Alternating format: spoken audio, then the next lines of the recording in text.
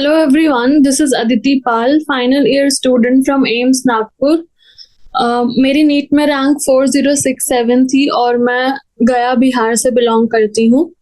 तो आज जो हमने कल मिनरल न्यूट्रिशन का चैप्टर स्टार्ट किया था उसे आज हम कंटिन्यू करने वाले हैं।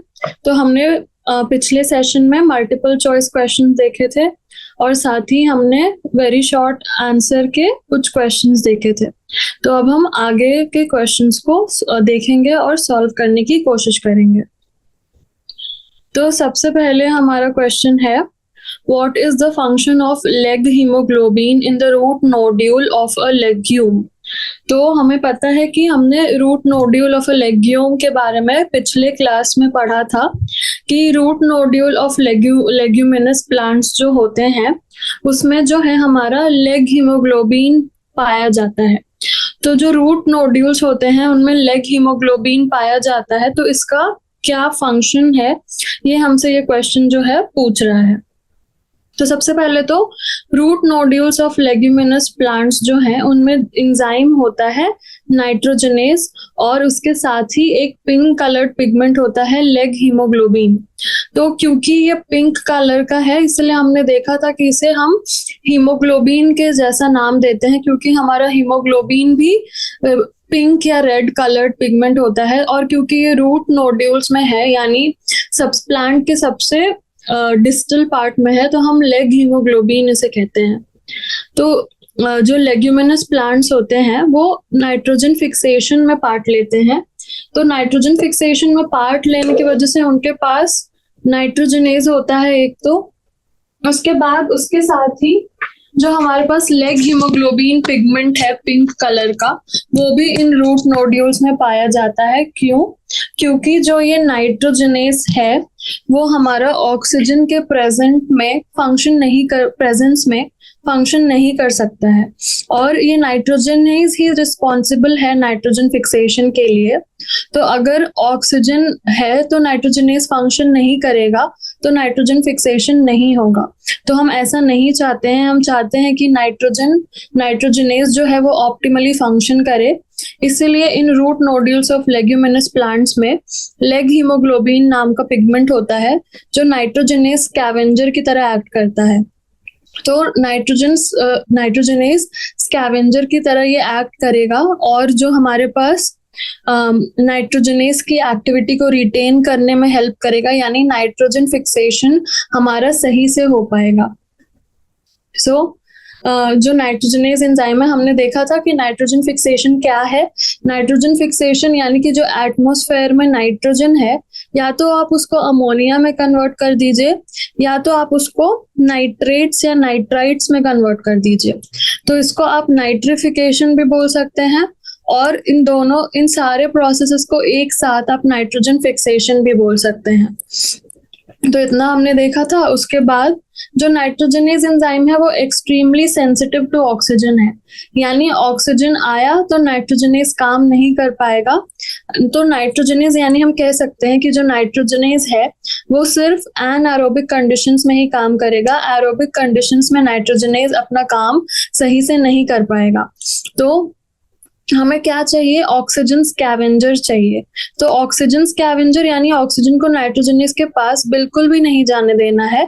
तो ऑक्सीजन हमको कहीं और किसी और को ऑक्सीजन लेना पड़ेगा, तो वो है लेग हीमोग्लोबिन।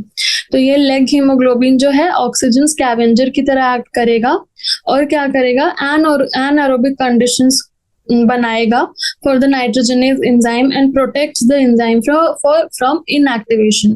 तो हमें कैसे लिखना है ये आंसर? पहले तो root nodules of leguminous plants में लेग हीमोग्लोबिन तो होता ही है, साथ में नाइट्रोजनेस होता है। नाइट्रोजनेस होता है तो क्यों होता है? देन नाइट्रोजनेस का फंक्शन क्या है? फिर नाइट्रोजनेस का अगर ये फंक्शन है तो उस फंक्शन को अफेक्ट कौन करता है? तो ऑक्सीजन अफेक्ट करता है, यानी इस फंक्शन को या हैम्पर कर सकता है या इसकी एक्टिविटी को इनएक्टिवेट कर सकता है। तो ये हम बिल्कुल नहीं चाहते। तो इनएक्टिवेशन या फंक्शन का लॉस हम नहीं चाहते, तो इसीलिए हम ऑक्सीजन स्कैवेंजर की तरह लेग हीमोग्लोबिन रहता है ताकि नाइट्रोजनेस की एक्टिविटी जो है वो इंटैक्ट रहे, नाइट्रोजन फिक्सेशन हो और तो ये ओवरऑल हमारा लेग हीमोग्लोबिन का फंक्शन हो गया। तो हम ऐसे एक्सप्लेन करेंगे आंसर को, हम सब कुछ बताएंगे ताकि आंसर हमारा एकदम अच्छे से तैयार हो। तो ये था क्वेश्चन नंबर 8। फिर हम आते हैं क्वेश्चन नंबर 9 पर।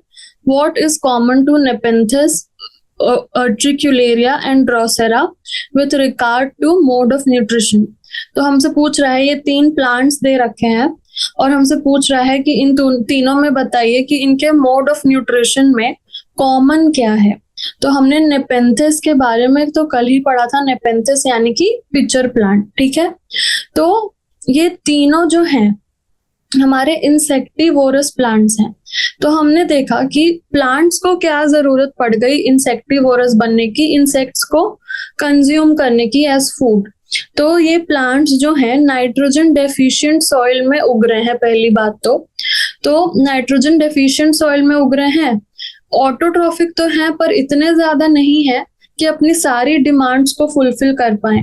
तो इनको कहीं से तो नाइट्रोजन चाहिए, सॉइल में है नहीं नाइट्रोजन, तो ये कहाँ से लाएंगे। तो इसके वजह से इन्हें इंसेक्टिवोरस बनना पड़ा। तो ये इंसेक्ट्स को कंज्यूम करते हैं और डाइजेस्टिव जूसेस के हेल्प से उनका मटेरियल डाइजेस्ट करते हैं और नाइट्रोजन को डायरेक्टली वहां से एब्जॉर्ब कर लेते हैं। तो इनकी रिक्वायरमेंट्स जो है ऐसे पूरी हो जाती हैं, जो भी इनकी नाइट्रोजन की रिक्वायरमेंट्स हैं by the help of these insects जो वो डाइजेस्टिव एंजाइम्स की वजह से डाइजेस्ट करते हैं, ठीक है।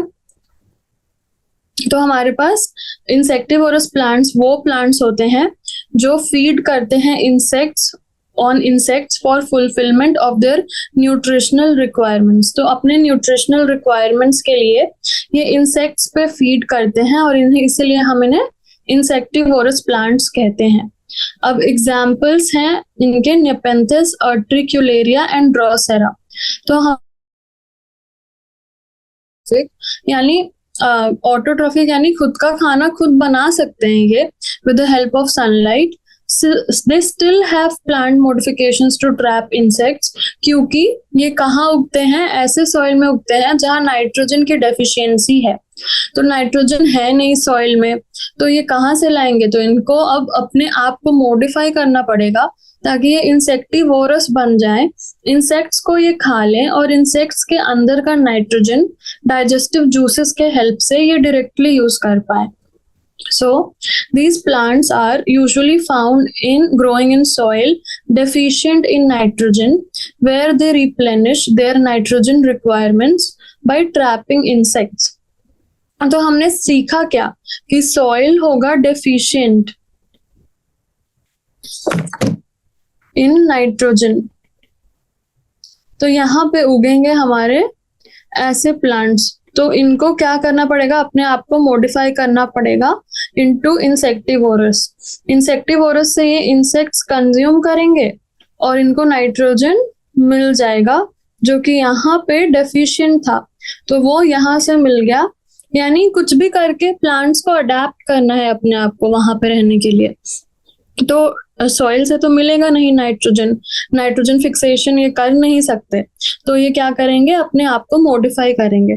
तो नेपेंथिस या पिचर प्लांट में हमने देखा था कि जो लीफ होती है वो अपने आप को पूरा मॉडिफाई करती है इनटू अ पिचर के ऊपर रहता है लिड, और जैसे ही कोई इंसेक्ट उस लिड पे बैठता है तो वो उस पिचर पे बैठता है तो वो लिड क्लोज हो जाता है और उस पिचर के अंदर जो डाइजेस्टिव जूसेस हैं वो रिलीज होते हैं और फाइनली वो इंसेक्ट को डाइजेस्ट कर देते हैं और जो प्लांट है उसकी नाइट्रोजन रिक्वायरमेंट जो है वो फुलफिल हो जाती है, क्योंकि हमें पता है इंसेक्ट का जो एनिमल है उनकी बॉडीज में नाइट्रोजन होगा।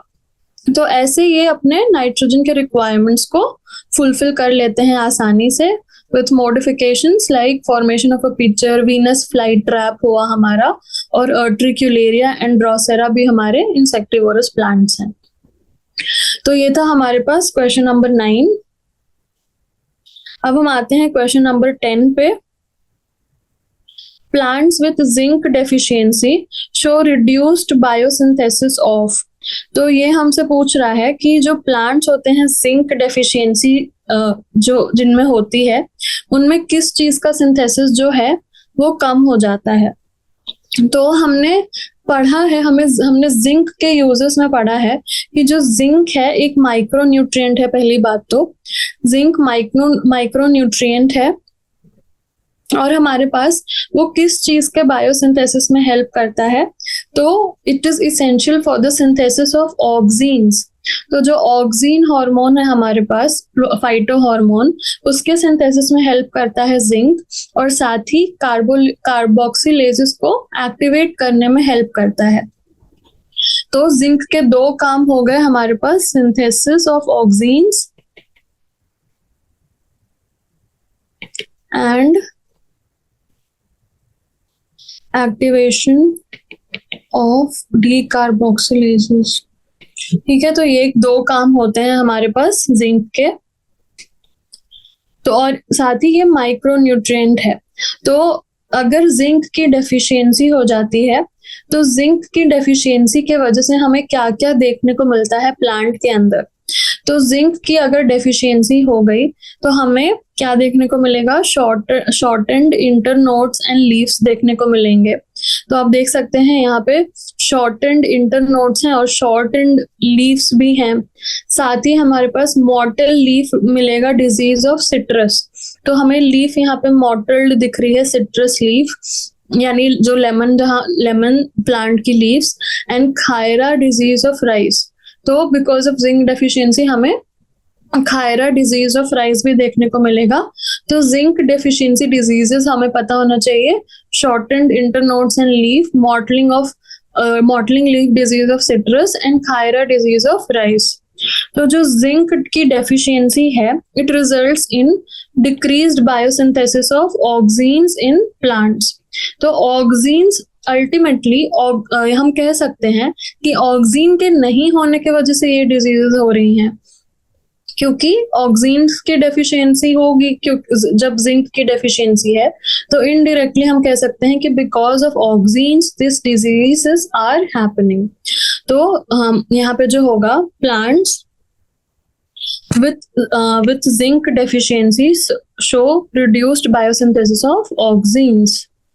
ऑक्सीन्स हमने देखा, और ऑक्सीन्स की डेफिशिएंसी से क्या क्या हो सकता है, हमारा मॉटलिंग ऑफ लीफ दिख सकता है, हमें शॉर्टेंड इंटरनोड्स एंड लीव्स दिख सकता है, and khaira disease of rice दिख सकता है। तो ये था हमारे पास क्वेश्चन नंबर 10। अब हम आते हैं क्वेश्चन नंबर 11 पे। क्वेश्चन नंबर 11 हमसे पूछ रहा है, yellowish edges appear in leaves deficient in dash mineral.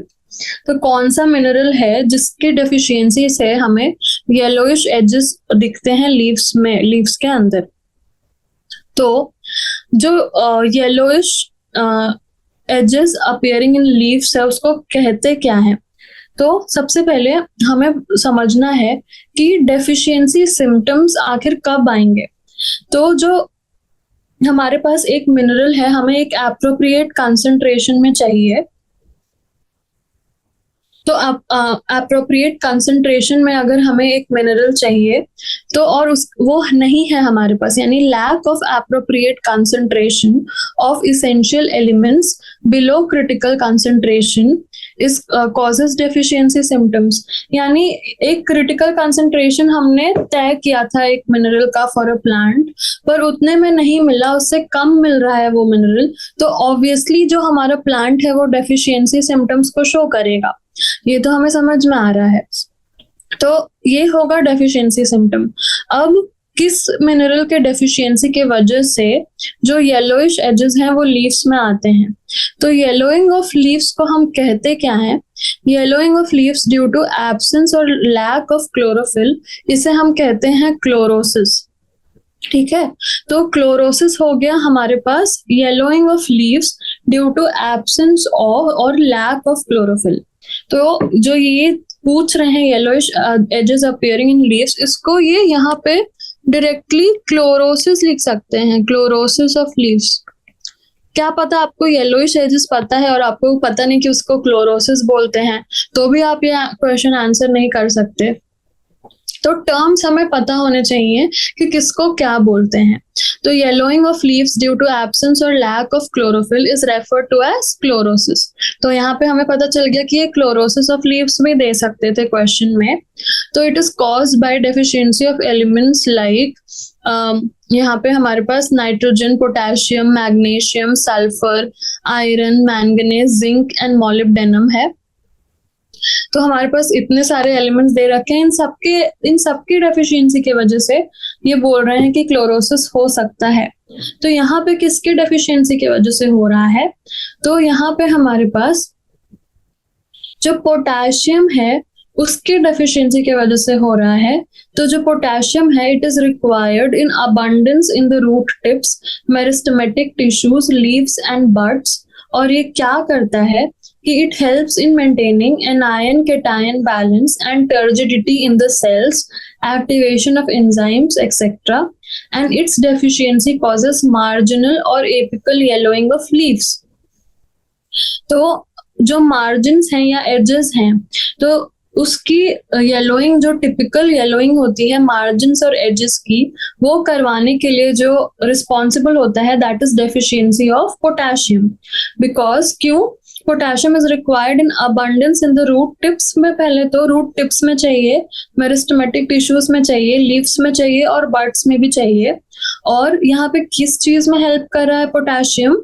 In maintaining anion cation balance, यानी कि जो एनायन केटाइन बैलेंस है उसको मेंटेन करने में हेल्प कर रहा है। साथ ही एक्टिवेशन ऑफ एंजाइम्स में भी हमारा पोटेशियम जो है वो हेल्प कर रहा है।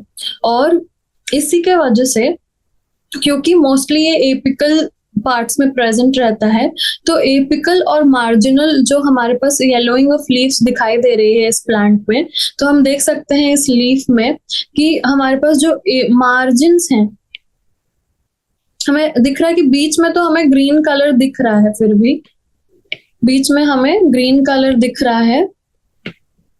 ये आप देख सकते हैं बीच का ग्रीन कलर हमें दिख रहा है, पर जो मार्जिन्स हैं वो हमारे पास, मार्जिन्स और हमारे पास जो एपेक्स है वो हमारे पास डिसकलर्ड दिख रही हैं, कि वो थोड़ी अलग दिख रही हैं, वो हमें ग्रीन येलोइश दिख रही हैं। तो ये these are the leaves showing chlorosis. तो हमने देखा कि कैसे जो है हमारे पास डेफिशिएंसी सिम्टम्स हो सकते हैं अलग अलग एलिमेंट्स के, और हमने एग्जाम्पल देखा in the form of chlorosis. फिर हम आते हैं, ये था क्वेश्चन नंबर 11। अब हम आते हैं अपने क्वेश्चन नंबर 12 पे। Name the macronutrient which is a component of all organic compounds but is not obtained from soil. ठीक है, तो हमसे पूछ रहा है आप एक ऐसे मैक्रोन्यूट्रिएंट का नाम बताइए जो एक इसेंशियल कंपोनेंट है सारे ही ऑर्गेनिक कंपाउंड्स का, पर वो सॉइल से ऑब्टेन नहीं होता, यानी हम इस एलिमेंट को सॉइल से ऑब्टेन नहीं कर सकते। ठीक है, तो सबसे पहले मैक्रोन्यूट्रिएंट है, ये इन्होंने लिखा है, तो आपको पता होना चाहिए मैक्रोन्यूट्रिएंट्स कौन कौन से हैं, तभी तो उसमें से आप एक सिलेक्ट कर पाएंगे। तो मैक्रोन्यूट्रिएंट्स वो होते हैं which are present in larger amounts in the tissues of the plants. Larger amounts यानी कि क्या? That is more than 10 millimole per KG of dry matter. तो ये ज्यादा अमाउंट्स में प्रेजेंट होते हैं, mostly greater than 10 millimole per KG of dry matter. अब कौन कौन से होते हैं मैक्रोन्यूट्रिएंट्स वो हमें याद होना चाहिए। तो क्या क्या होते हैं हमारे? कार्बन होता है, CHO तो हमें CHON भी हमें याद रहता है। Carbon, hydrogen, oxygen, nitrogen. और कौन कौन से होते हैं? Phosphorus, sulphur, potassium, calcium, magnesium. तो हमें तो सबसे पहले मैक्रोन्यूट्रिएंट्स कितने कंसंट्रेशन में होते हैं हमारे बॉडी में, तो greater than 10 millimole per KG होते हैं, इतना पता होना चाहिए। अब इतना अगर हमें पता है तो ये पता होना चाहिए कि मैक्रोन्यूट्रिएंट्स हैं कौन कौन से। तो हमने देखा CHON यानी कार्बन, हाइड्रोजन, ऑक्सीजन, नाइट्रोजन है। साथ ही हमारे पास फॉस्फोरस एंड सल्फर है। उसके साथ हमारे पास पोटेशियम, कैल्शियम और मैग्नीशियम है। तो ये नाम आपको अच्छे से याद होने चाहिए कौन से मैक्रोन्यूट्रिएंट्स हैं। तो ये था हमारा, हमने देख लिया कि कौन कौन से मैक्रोन्यूट्रिएंट्स हैं। अब ये मैक्रोन्यूट्रिएंट्स आते कहाँ से हैं? तो out of all the macronutrients the source of hydrogen and oxygen are water. Water होता है H2O, तो हमारा हाइड्रोजन एंड ऑक्सीजन कहाँ से आता है? They come from water and air, ठीक है। इसके बाद carbon is also utilised from the carbon dioxide present in the air, ठीक है। तो हमारे पास यहाँ पे हाइड्रोजन और ऑक्सीजन ये कह रहे हैं कि हमें वाटर और एयर से मिलता है, और कार्बन भी हमारे पास carbon dioxide from the air से मिल जाता है। And the other macronutrients are mostly derived from the soil. तो कार्बन, हाइड्रोजन और ऑक्सीजन, यानी कि हाइड्रोजन ऑक्सीजन वाटर से मिल गया, एयर से मिल गया, और ये कहना चाह रहे हैं कि कार्बन हमारा कार्बन डाइऑक्साइड से आ जाता है। तो बचते कौन से हैं हमारे पास? Phosphorus, sulphur, potassium, calcium and magnesium, और ये मोस्टली हमें सॉइल से मिल जाते हैं आराम से, ठीक है। तो ये हमें सॉइल से मिल जाते हैं। तो कार्बन जो है as a macronutrient, carbon as a macronutrient which is a component of all organic compounds, यही हमसे क्वेश्चन पूछ रहा था कि मोस्टली ऑर्गेनिक कंपाउंड्स हमारा कार्बन, हाइड्रोजन एंड ऑक्सीजन के ही बने रहते हैं। So carbon is a component of all organic compounds and it is not obtained from soil, from carbon dioxide. और ये कार्बन डाइऑक्साइड स्टोमाटा के थ्रू जो प्लांट्स हैं वो अपने अंदर लेते हैं। तो ये सॉइल से तो बिल्कुल नहीं मिल रहा है। सॉइल से हमें क्या मिल रहा है? Except carbon, hydrogen and oxygen, because hydrogen and oxygen हमें मिल रहा है वाटर एंड एयर से। बचता था हमारे पास कार्बन, तो कार्बन मिल गया हमारे को, हमें कार्बन डाइऑक्साइड से फ्रॉम द एटमॉस्फेयर। कैसे? प्लांट्स ले रहे हैं थ्रू द स्टोमाटा, तो हमें यहाँ से कार्बन डाइऑक्साइड मिल गया। तो जो हमारा यहाँ पे होगा, मैक्रोन्यूट्रिएंट को नेम करना है हमें, तो वो हो जाएगा हमारे पास कार्बन, ठीक है। फिर हम आगे बढ़ते हैं। ये था हमारे पास क्वेश्चन नंबर 12। अब हम आगे बढ़ते हैं क्वेश्चन नंबर 13 पे। तो क्वेश्चन नंबर 13 है, name one non symbiotic nitrogen fixing prokaryote. तो हमने सिम्बायोसिस पढ़ा था, ठीक है। सिम्बायोसिस पढ़ा था हमने। सिम्बायोसिस होता क्या है?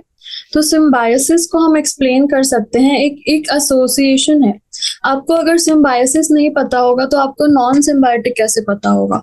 तो सिम्बायोसिस यानी एक एसोसिएशन है। अब दो चीजों के बीच, दो प्लांट्स के बीच, आप ऐसा समझ लीजिए, दो प्लांट्स के बीच एक एसोसिएशन है। एक दूसरे के साथ इसीलिए रह रहा है क्योंकि उसको फायदा है। कोई भी प्लांट अपने रूट्स में फंगस को क्यों रहने देगा? तभी रहने देगा जब उसे कुछ फायदा है। तो हमने कल ही माइकोराइजा का एसोसिएशन देखा था, तो दोनों को वहां पे फायदा हो रहा था। फंगस को शेल्टर मिल रहा था, फंगस को डायरेक्टली न्यूट्रिएंट्स मिल रहे थे फ्रॉम द प्लांट। प्लांट को क्या मिल रहा था? बिकॉज ऑफ दैट फंगस वो प्लांट आसानी से फास्फोरस, वाटर एंड मिनरल्स को एब्जॉर्ब कर पा रहा था।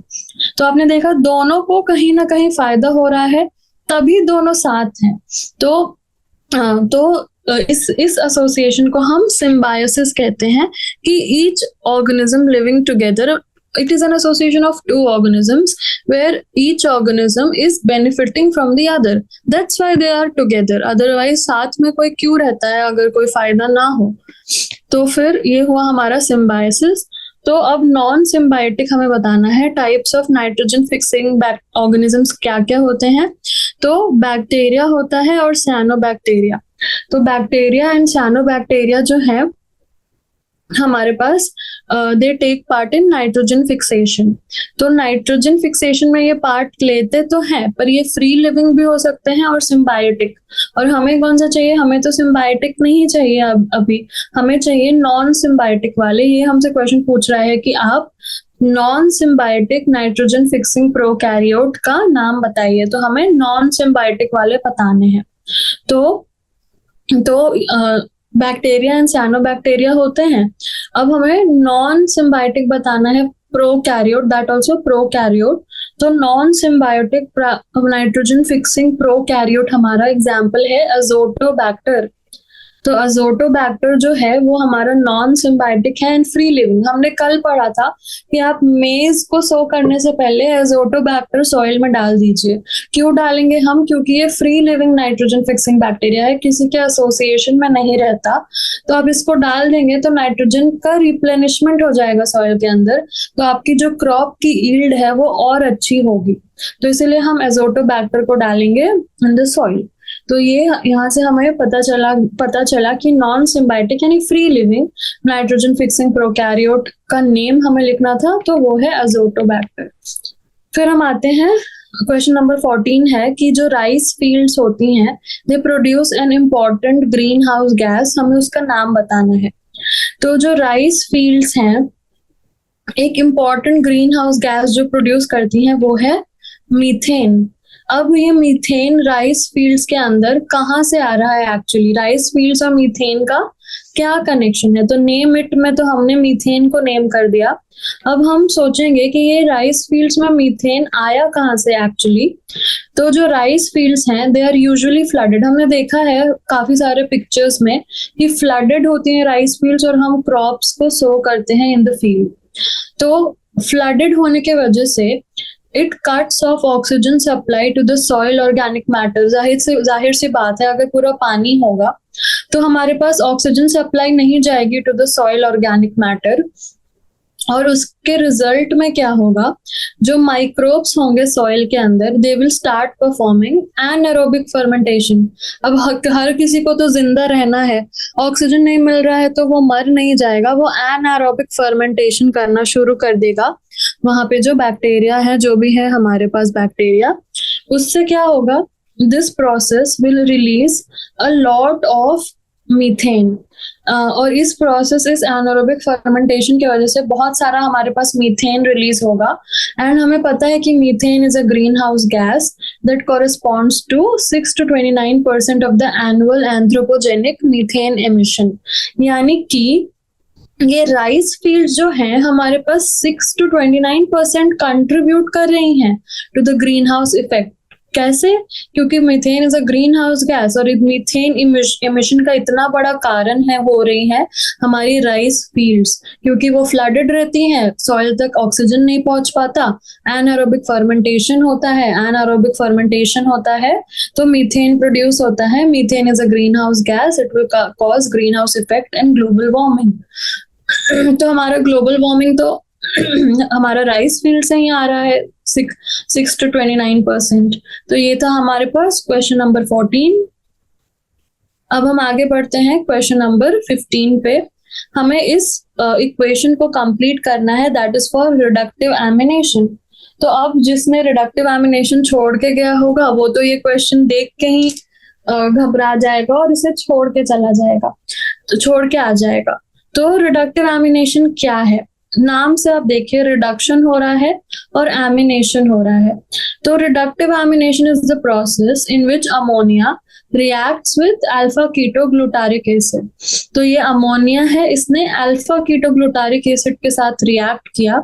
उसके बाद क्या हुआ, इसने क्या फॉर्म किया, ग्लूटामिक एसिड या फिर glutamate in the presence of enzyme glutamate dehydrogenase. तो यहाँ पे एंजाइम है ग्लूटामेट डिहाइड्रोजनेज, यहाँ पे हमारे पास अमोनिया है, इसने रिएक्ट किया अल्फा कीटोग्लूटारिक एसिड के साथ और रिएक्ट करके बना लिया with the help of glutamate dehydrogenase. क्या बना लिया? ग्लूटामेट बना लिया और ग्लूटामिक एसिड बना लिया। So it is a way through which ammonia is assimilated by the plants. तो अगर अमोनिया को एसिमिलेट करना है तो हम इस तरीके को यूज कर सकते हैं। अमोनिया को अल्फा कीटोग्लूटारिक एसिड के साथ रिएक्ट कराएंगे हम इन the presence of glutamate dehydrogenase. तो हमारे पास क्या बन के आएगा? ग्लूटामेट बन के आएगा, और ये ग्लूटामेट फिर हमारा प्लांट जो है अपने अंदर एसिमिलेट कर लेगा। तो अमोनिया को एसिमिलेट कराने का ये एक तरीका है reductive ammunition. Glutamate is an important amino acid, ये हमें पता है। तो ये कंप्लीट इक्वेशन हमें क्या दिख रही है? रिडक्टिव यानी हमारे पास H+ जो है यहाँ पे NADPH NADP में कन्वर्ट हो रहा है, और यहाँ पे रिडक्शन हो रहा है जिससे अल्फा कीटोग्लूटारिक एसिड का रिडक्शन होके with ammonia it became glutamic acid और ग्लूटामेट, प्लस हमारा वाटर जो है वो निकल के आता है। तो ये है हमारा फुल इक्वेशन। कंप्लीट इक्वेशन क्या है? Alpha ketoglutarate plus NH4 plus, तो हमारे पास यहाँ पे क्या होगा? Alpha keto glutarate. इसने क्या किया? इसने अमोनिया के साथ रिएक्ट किया to form glutamate plus H2O, और यहाँ पे एंजाइम कौन सा है? Glutamate dehydrogenase. ठीक है, तो ये हमारा था क्वेश्चन नंबर 15। अब हम आते हैं क्वेश्चन नंबर 16 पे। Excess of manganese in soil leads to deficiency of calcium, magnesium and iron. Explain. ठीक है, तो जो मैंगनीज है उसका एक्सेस यानी टॉक्सिसिटी ऑफ मैंगनीज। अब हमसे पूछ रहा है कि जो टॉक्सिसिटी ऑफ मैंगनीज है उसके वजह से कैल्शियम, मैग्नीशियम एंड आयरन, तो मैंने आपको याद करने के लिए CMI सेल मेडिएटेड इम्यूनिटी बोला था। कैल्शियम, मैग्नीशियम एंड आयरन, इनकी टॉक्सिसिटी होती है, इनकी डेफिशिएंसी होती है ड्यू टू मैंगनीज टॉक्सिसिटी।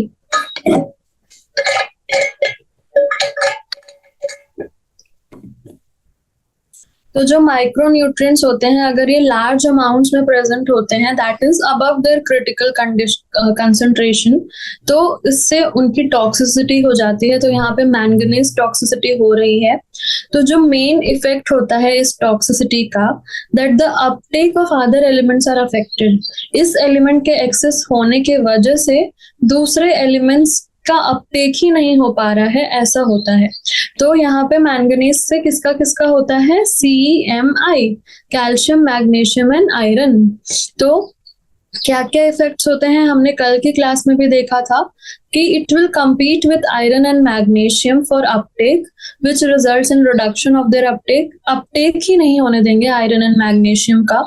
फिर अगर मैग्नीशियम का अपटेक हो भी गया तो मैग्नीशियम की बाइंडिंग को अफेक्ट करेंगे विथ एंजाइम्स। अगर बाइंडिंग नहीं हो पा रही है तो एंजाइम इंटरैक्शन नहीं हो पाएगा, एंजाइम एक्टिवेशन नहीं हो पाएगा, और एंजाइम का जो एक्टिविटी है वो एंजाइम कर ही नहीं पाएगा। ठीक है, तो मैग्नीशियम से ये बाइंड करने में भी अफेक्ट करने लगा अगर एक्सेस हो गया तो। उसके बाद it inhibits the translocation of calcium to the shoot apex, ये भी हमने देखा था। तो as a result the plant shows deficiency symptoms of calcium, magnesium and iron. As a whole हम देखें तो कैल्शियम, मैग्नीशियम, आयरन तीनों के डेफिशिएंसी सिम्टम्स हमें देखने मिलेंगे in the plant which is having manganese toxicity। अब जो मैंगनीज टॉक्सिसिटी है इसका कैरेक्टरिस्टिक फीचर क्या था? Brown spots surrounded by chlorotic veins. तो ब्राउन स्पॉट्स हो जाते हैं, ब्राउन मॉटलिंग हम कह सकते हैं। ये brown spots these are the characteristic of manganese toxicity. यानी अगर आपको ये लीव्स में दिख गए इसका मतलब आप डायरेक्टली इस प्लांट में तो मैंगनीज टॉक्सिसिटी हो रखी है। तो these brown spots are characteristic of हमारा जो है मैंगनीज टॉक्सिसिटी।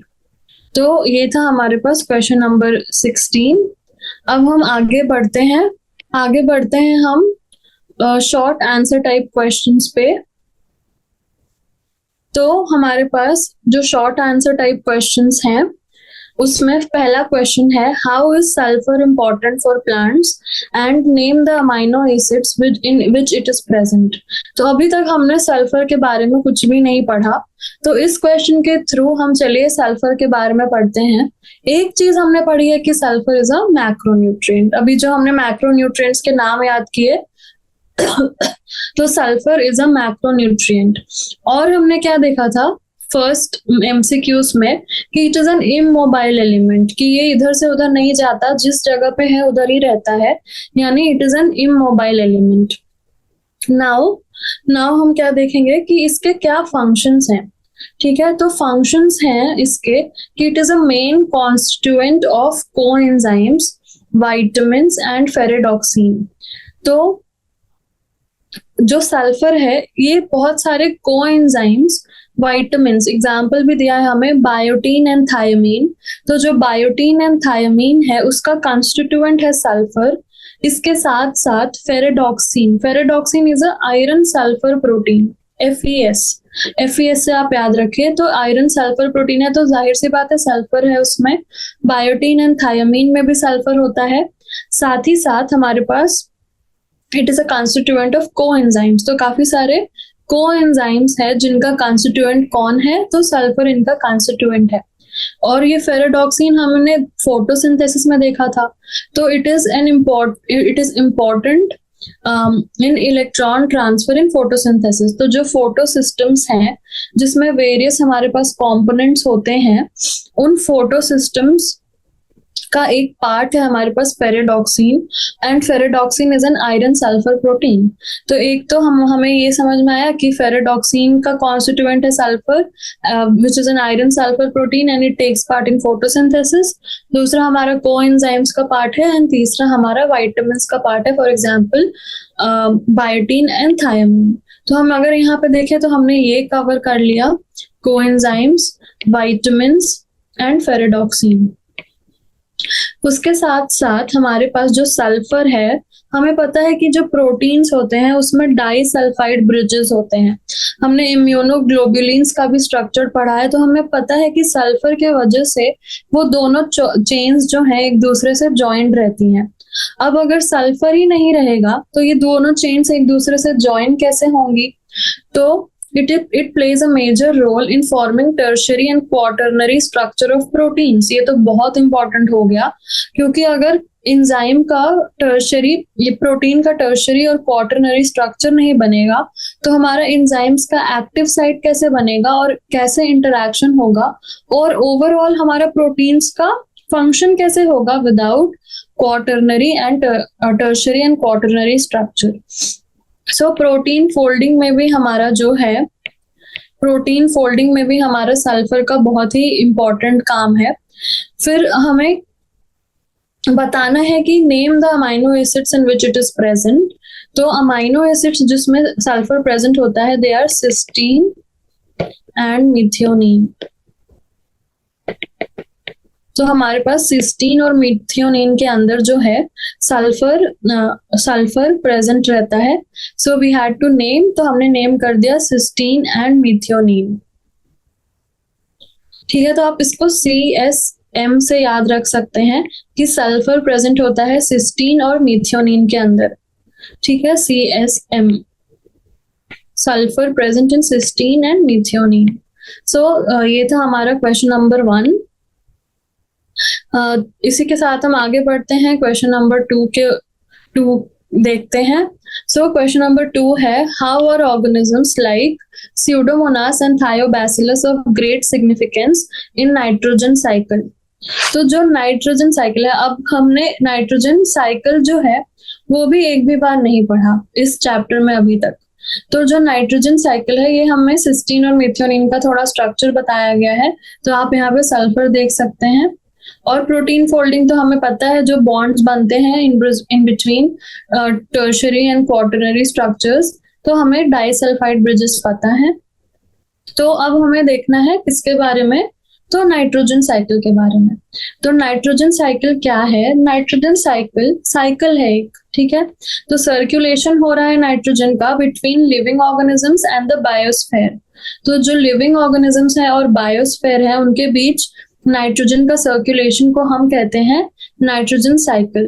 तो कौन कौन सी मेन प्रोसेसेस होती हैं इस नाइट्रोजन साइकिल में? पहला तो होता है हमारे पास नाइट्रिफिकेशन। अब यहाँ पे देख सकते हैं, नाइट्रिफिकेशन होता है, अमोनिफिकेशन होता है एंड डीनाइट्रिफिकेशन होता है। तो आप यहाँ पे देख रहे हैं कि अमोनिया का होगा हमारे पास नाइट्रिफिकेशन इनटू नाइट्रेट्स, अमोनिफिकेशन होगा हमारे पास, प्लांट जो है अमोनिया को रिलीज करेंगे, एंड फाइनली जो हमारे पास डीनाइट्रिफिकेशन होता है, that is nitrates are converted into atmospheric nitrogen. ये उल्टा हो रहा है, पहले तो एटमॉस्फेरिक नाइट्रोजन को हमने बायोलॉजिकल नाइट्रोजन फिक्सेशन से अमोनिया में कन्वर्ट किया, फिर इस अमोनिया को हमने नाइट्रिफिकेशन से नाइट्रेट्स में कन्वर्ट किया, और फिर ये नाइट्रेट्स एसिमिलेट हुए बाय द प्लांट्स। अब इन नाइट्रेट्स का अगर डीनाइट्रिफिकेशन हो, यानी हम इसे वापस कहाँ कन्वर्ट करें, तो हम इसे अगर वापस कन्वर्ट करना चाहें नाइट्रोजन, एटमॉस्फेरिक नाइट्रोजन में, तो उसे हम कहेंगे डीनाइट्रिफिकेशन। अब ये तीनों तो हमने देख लिया, नाइट्रिफिकेशन, अमोनिफिकेशन एंड डीनाइट्रिफिकेशन। तो हमने अमोनिफिकेशन का क्या देखा कि जो प्लांट्स हैं वो अमोनिया रिलीज करें इन द सॉइल, और ये अमोनिया फिर एटमॉस्फेयर में जाए, तो उसे हम कहेंगे अमोनिफिकेशन। ठीक है, तो अब है हमारे पास कि हमसे क्वेश्चन क्या पूछा है कि स्यूडोमोनास एंड थायोबैसिलस, तो इन तीनों में से एक में ही ये इन्वॉल्व होंगे, स्यूडोमोनास और थायोबैसिलस। तो डीनाइट्रिफिकेशन जो है that is the process of nitrates are converted back into nitrogen, and इस प्रोसेस को हम कहते हैं डीनाइट्रिफिकेशन। तो नाइट्रेट्स एक स्टेप में तो हमारा नाइट्रोजन में कन्वर्ट हो नहीं जाएगा, तो जो नाइट्रेट्स है वो पहले कन्वर्ट होगा हमारे पास नाइट्राइट्स में, और फिर ये कन्वर्ट होगा हमारे पास नाइट्रोजन में। ठीक है, तो नाइट्राइट्स जो है हमारा नाइट्रेट्स जो है नाइट्राइट्स में कन्वर्ट होगा, एंड जो नाइट्राइट्स है वो फिर फाइनली हमारा नाइट्रोजन में कन्वर्ट होगा। तो इसे हम कहेंगे डीनाइट्रिफिकेशन। और ये जो डीनाइट्रिफिकेशन की प्रोसेस है that is carried out by microbes होते हैं, that are Pseudomonas and Thiobacillus. तो जो स्यूडोमोनास है और थायोबैसिलस हैं, they are carrying out this denitrification process. और यही हमसे पूछा है कि ये क्यों है ग्रेट सिग्निफिकेंस के, क्योंकि डीनाइट्रिफिकेशन जो है that is an integral part of nitrogen cycle, nutrient recycling का। यानी जो हमारे पास नाइट्रोजन जो है उसका रिजर्व हमेशा बना रहे इन द बायोस्फीयर, तो हमें डीनाइट्रिफिकेशन बहुत ही इंपॉर्टेंट प्रोसेस है। ठीक है, तो जो स्यूडोमोनास एंड थायोबैसिलस हैं, that's why they are of great importance, क्योंकि एक इंपॉर्टेंट प्रोसेस में पार्ट ले रहे हैं दैट इज डीनाइट्रिफिकेशन। और हमने देख ही लिया कि डीनाइट्रिफिकेशन कितना इंपॉर्टेंट है फॉर किस लिए, तो न्यूट्रिएंट रिप्लेनिशमेंट के लिए जो डीनाइट्रिफिकेशन है दैट इज इम्पॉर्टेंट। तो ये था हमारे पास question number 2। So they are involved in denitrification, so they are important, they are of great significance in the nitrogen cycle, because denitrification is an important step in the nitrogen cycle, क्योंकि वो nutrient को replenish करने में help कर रहा है। Nutrient ही खत्म हो जाएगा तो कौन सी साइकिल चलेगी फिर, नाइट्रोजन साइकिल ही तो नाम है, नाइट्रोजन तो रहना चाहिए हमारे पास। तो ये था हमारे पास क्वेश्चन नंबर 2। अब हम आते हैं क्वेश्चन नंबर 3 पे। Carefully observe the following figure. तो हमने ये फिगर कल भी देखा था, देख के समझ आना चाहिए कि ये हाइड्रोपोनिक्स है। पहले तो हाइड्रोपोनिक्स के बारे में हमसे ये क्वेश्चन पूछने वाले हैं। अब ये ए है हमारे पास, name the technique shown in the figure and the scientist who demonstrated this technique for the first time. आप तो पहले टेक्निक का नाम बताइए, फिर साइंटिस्ट का नाम बताइए जिसने इसको पहली बार किया। तो हमारे पास जो टेक्निक है उसका क्या नाम है, तो टेक्निक का नाम है हाइड्रोपोनिक्स। हाइड्रोपोनिक्स क्या है? It is a method of growing plants in a nutrient medium without soil. Without soil तो हम पानी यूज कर रहे हैं, पानी में हम प्लांट्स उगा रहे हैं, और इस मीडियम में यानी पानी जो है हमारे पास उसमें ऑल द इसेंशियल एलिमेंट्स जो है वो प्रेजेंट है, required for the growth of the plant. यानी उस प्लांट को जो भी इसेंशियल न्यूट्रिएंट्स चाहिए फॉर इट्स ग्रोथ उस पानी के अंदर प्रेजेंट है। तो इस टेक्निक को हम बोलेंगे हाइड्रो, इन विच हम प्लांट्स उगाते हैं without nutrient medium, without soil. तो हम सॉइल यूज नहीं करते। तो अब इस साइंटिस्ट कौन है इस हाइड्रोपोनिक्स के बिहाइंड, यानी किसने सबसे पहले इस टेक्निक का यूज किया प्लांट्स को उगाने के लिए? So it was Julius von सैक्स। तो हम देख सकते हैं जो जूलियस वॉन सैक्स है वो उन्होंने जो हाइड्रोपोनिक्स की टेक्निक है उसको फर्स्ट डिमॉन्स्ट्रेट किया, and he was a German botanist. एक जर्मन बॉटनिस्ट थे जूलियस वॉन सैक्स, जिन्होंने इस टेक्निक को पहली बार हमें इंट्रोड्यूस कराया या फर्स्ट टाइम यूज किया फॉर ग्रोइंग प्लांट्स। ठीक है, अब हमारे पास दूसरा क्वेश्चन है इसमें, name at least 3 plants for which this technique can be employed for their commercial production। अब हमें हाइड्रोपोनिक्स तो पता चल गया, अब इसका मतलब ये तो नहीं कि आप हर प्लांट को पानी में उगाने लगेंगे, कुछ स्पेसिफिक प्लांट्स ही होंगे जो पानी में उग सकते होंगे विद न्यूट्रिएंट्स प्रोवाइडेड। तो हमें ऐसे 3 प्लांट्स बताने हैं जिसको हम हाइड्रोपोनिक्स के थ्रू उगा सकते हैं ऑन अ कॉमर्शियल स्केल, यानी कॉमर्शियल प्रोडक्शन के लिए हम उस हाइड्रोपोनिक्स को यूज कर सकते हैं फॉर दैट पर्टिकुलर प्लांट। तो ये ऐसा 3 हमें बताने हैं। तो 3 प्लांट्स जो है हमारे पास हैं tomato, lettuce and seedless cucumber.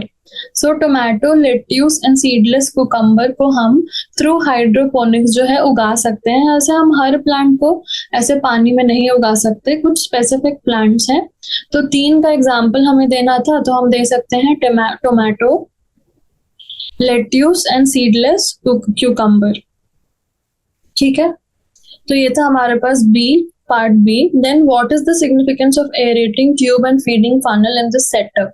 तो आप यहाँ पे एरेटिंग ट्यूब देख सकते हैं, यहाँ पे फीडिंग फनल देख सकते हैं। अब पूछ रहा है आपसे इसका सिग्निफिकेंस बता दीजिए अगर ये दे रखा है तो सिग्निफिकेंस क्या है एरेटिंग ट्यूब का, कि जो एरेटिंग ट्यूब है दैट इज रिक्वायर्ड फॉर, नाम से पता चल रहा है कि प्रॉपर एरेशन। अब एयर तो चाहिए ही प्लांट को, कहाँ से मिलेगा उसको, hydrogen and oxygen from the air itself. So they are required for proper aeration of the hydroponics setup, and this aerating tube provides oxygen supply in the nutrient solution as roots are living and require oxygen for their metabolic processes। तो जो roots हैं वो तो living है हमारे पास, उनको oxygen कहाँ से मिलेगा, तो हमें ऑक्सीजन बाहर से देना पड़ेगा। तो हम कैसे देंगे ऑक्सीजन इन प्लांट्स को, थ्रू द एरेटिंग ट्यूब। और जो रूट्स हैं वो लिविंग है, उन्हें बिल्कुल चाहिए oxygen for staying alive. Also, what does it ensure? It also ensures that the nutrients get evenly dispersed in water and circulate properly। अब हमने न्यूट्रिएंट्स तो डाल दिया पानी के अंदर, अब जब तक हम एयर नहीं डालेंगे तो हम कैसे इंश्योर करेंगे कि प्रॉपर मिक्सिंग ऑफ न्यूट्रिएंट्स हुआ होगा इन द सॉल्यूशन। तो इस एरेशन के वजह से हमारा प्रॉपर मिक्सिंग भी हो जाता है of the nutrients in the solution, and also they can circulate properly. थोड़ा एयर डाल दिया तो सर्कुलेशन भी हमारा न्यूट्रिएंट्स का बेटर हो जाएगा, बेटर मिक्स्ड हो जाएंगे, वो पूरे तरह से फैल जाएंगे इन द सॉल्यूशन। उसके बाद फीडिंग ट्यूब का क्या काम है, तो फीडिंग फनल से हम फीडिंग खाना देना, खाना क्या है प्लांट का, तो प्लांट का खाना है न्यूट्रिएंट्स। तो हम जो फीडिंग ट्यूब है उससे न्यूट्रिएंट्स ऐड करते हैं टू द हाइड्रोपोनिक सेटअप, और इससे जो हमारे पास रिप्लेनिश होते हैं न्यूट्रिएंट्स, तो प्लांट यूज करता ही जा रहा है, तो न्यूट्रिएंट्स खत्म हो जाएंगे तो फिर से हमें न्यूट्रिएंट्स डालने पड़ेंगे। तो इस फीडिंग ट्यूब से हम बार बार न्यूट्रिएंट्स डालते हैं और इससे रिप्लेनिश हो जाता है जो भी न्यूट्रिएंट्स हमारा सॉइल के अंदर, हमारा पानी के अंदर जो भी न्यूट्रिएंट्स यूज होते जा रहा है वो रिप्लेनिश भी होते जाएगा साथ साथ, अगर हम इस फीडिंग ट्यूब से न्यूट्रिएंट्स को ऐड कर देंगे। तो सिग्निफिकेंस क्या है एरेटिंग ट्यूब का, for providing oxygen and also for supplementing circulation, and अच्छे से मिक्स हो जाए हमारे सारे न्यूट्रिएंट्स। फीडिंग फनल से तो हम न्यूट्रिएंट्स ही डाल रहे हैं ताकि, क्योंकि न्यूट्रिएंट्स लगातार यूज हो जा रहे हैं, तो न्यूट्रिएंट्स हमें रिप्लेनिश भी तो करने पड़ेंगे क्योंकि प्लांट को तो न्यूट्रिएंट्स चाहिए हर समय। तो ये था हमारे पास क्वेश्चन नंबर 3 पूरा हाइड्रोपोनिक्स के बारे में। अब हम आते हैं, हमारे पास है question number 4। Name the most crucial enzyme found in root nodules for nitrogen fixation. Does it require a special pink coloured pigment for its functioning? Elaborate. ये क्वेश्चन तीसरी बार हमसे ये पूछ रहे हैं, तो आप देख सकते हैं, आपको अगर नॉलेज है तो आपको समझ में आएगा कि क्वेश्चन सेम ही रहते हैं, बस अलग अलग तरीके से पूछते हैं ये जो भी एग्जामिनर्स हैं हमारे पास। तो क्रूशियल एंजाइम क्या है नाइट्रोजन फिक्सेशन का? नाइट्रोजनेज। अब तो हमें अच्छे से हमारे मुंह पे होना चाहिए ये, तो नाइट्रोजनेज है that is required for nitrogen fixation, और ये हेल्प करता है in the conversion of atmospheric nitrogen into 2 molecules of ammonia. तो आप यहाँ पे नाइट्रोजनेज एंजाइम देख रहे हैं, नाइट्रोजनेज एंजाइम क्या करेगा, एटमॉस्फेरिक नाइट्रोजन को ब्रेक करेगा इनटू 2 मॉलिक्यूल्स ऑफ अमोनिया। तो ये चीज आपको याद रहनी चाहिए, 2 मॉलिक्यूल्स ऑफ अमोनिया फॉर्म होते हैं। तो एक नाइट्रोजन से कितने मॉलिक्यूल्स ऑफ अमोनिया फॉर्म होते हैं, 2। और ये करता कौन है, नाइट्रोजनेज एंजाइम। और क्या हमें पता होना चाहिए कि nitrogenase enzyme is very sensitive to oxygen and also it is a molybdenum iron protein, molybdenum Fe protein, and it is inactivated in the presence of oxygen. ये हमें 3 चीजें पता होनी चाहिए अबाउट नाइट्रोजनेज। अब क्या नाइट्रोजन को एक पिंक पिगमेंट चाहिए, तो हाँ, लेग हीमोग्लोबिन चाहिए नाइट्रोजनेज को, क्योंकि nitrogenase is oxygen sensitive and जो लेग हीमोग्लोबिन है that is an oxygen scavenger. तो दोनों एक साथ काम करेंगे। लेग हीमोग्लोबिन जो है that is a oxygen scavenging pink coloured pigment. आप देख सकते हैं पिंक कलर्ड पिगमेंट है present in the root nodules of leguminous plants, और यहाँ पे रूट नोड्यूल्स में प्रेजेंट होके ये ऑक्सीजन स्कैवेंजिंग कर रहा है, और ऑक्सीजन स्कैवेंजिंग करके एनारोबिक एनवायरनमेंट प्रोवाइड कर रहा है टू नाइट्रोजनेज, ताकि नाइट्रोजनेज भी अपना फंक्शन ऑप्टिमली कर सके, और जो है हमारे पास नाइट्रोजन फिक्सेशन जो है आसानी से होता रहे without any hindrance due to oxygen. तो ये है हमारा leg haemoglobin in the root nodules, और इसका क्या काम है ये हमने अब इतनी बार पढ़ लिया कि ये तो हमें तुरंत समझ में आना चाहिए कि हमें क्या लिखना है इस क्वेश्चन के अंदर। हमें इलैबोरेट करना था, तो हमने इलैबोरेट कर दिया कि हाँ, नाइट्रोजन फिक्सेशन के लिए नाइट्रोजनेज लगता है, हमें special pink coloured pigment leg haemoglobin चाहिए क्योंकि ऑक्सीजन स्कैवेंजर है, ऑक्सीजन को स्कैवेंज करेगा और नाइट्रोजनेज को एनारोबिक एनवायरनमेंट प्रोवाइड करेगा। तो ये था हमारे पास क्वेश्चन नंबर 4। अब हम आते हैं क्वेश्चन नंबर 5 पे। हमें how are the terms critical concentration and deficient different from each other in terms of concentration of an essential element in plants? How will you find the values of critical concentration and deficient for minerals iron and zinc? अब हमसे पूछ रहा है, अब बताओ कि critical concentration और deficiency में आखिर क्या फर्क है।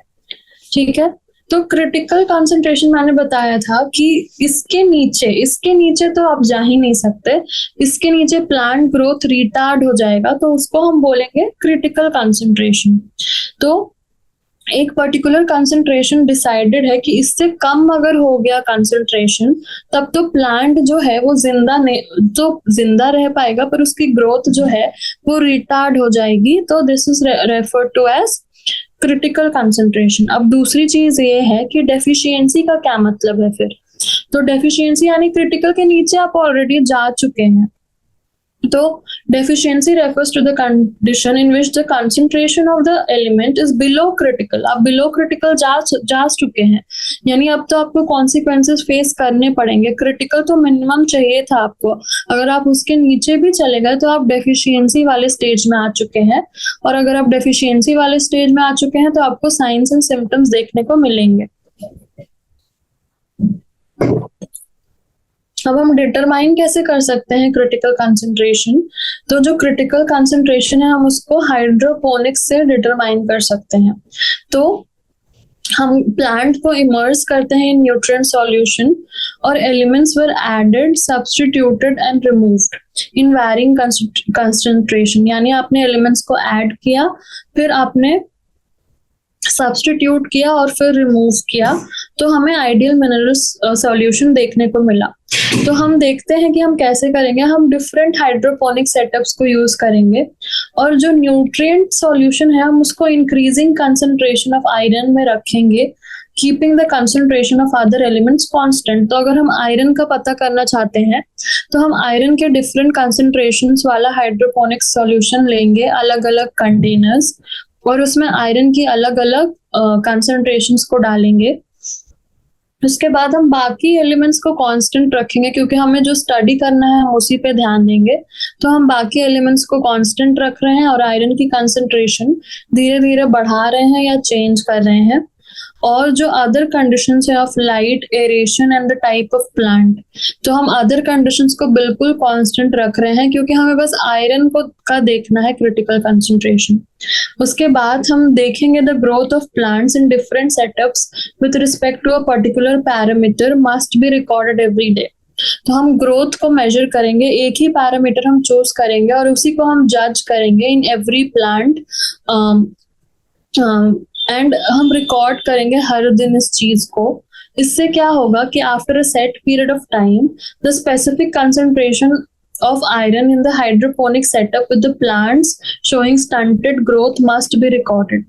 तो हम प्लांट्स को ऑब्जर्व करेंगे, आयरन की कंसंट्रेशन हमने डिफरेंट रखी थी इन द न्यूट्रिएंट सॉल्यूशन। तो एक ऐसा प्लांट होगा या कुछ ऐसे प्लांट्स होंगे जो स्टंटिंग शो करना शुरू कर देंगे। तो हम क्या करेंगे, हम उस स्पेसिफिक कंसंट्रेशन ऑफ आयरन को अपने पास लिख के रख लेंगे। अगर हम उसको मान लीजिए कि वो एक्स वैल्यू थी, तो जो एक्स है वो क्या देता है हमें, डेफिशिएंट कंसंट्रेशन वैल्यू। सो जहां से प्लांट ने स्टंटिंग शो करना शुरू की उसके जस्ट ऊपर वाली वैल्यू हमारे पास क्रिटिकल वैल्यू होगी, क्योंकि उसके जस्ट नीचे हम आए तो प्लांट की ग्रोथ रिटार्ड हो गई, तो हम उसको y मान लेते हैं कि y थी क्रिटिकल कंसंट्रेशन वैल्यू।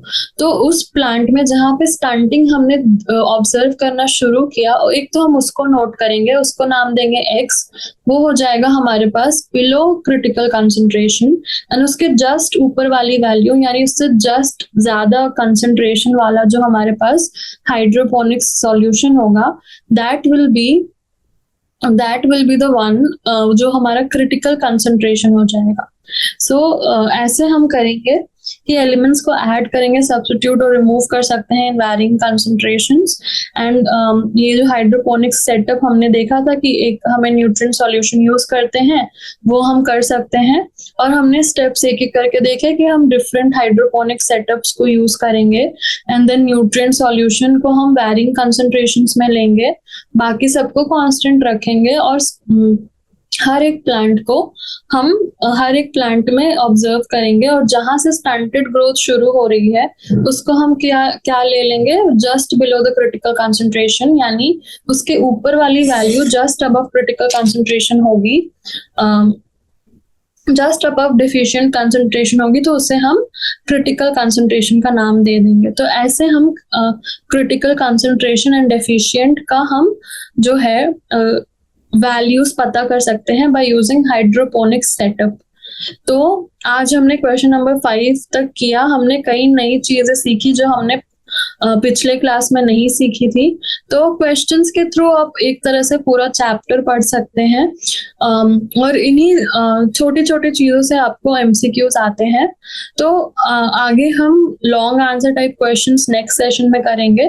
तो तब तक के लिए आप पढ़ते रहिए। All the very best. Thank you so much.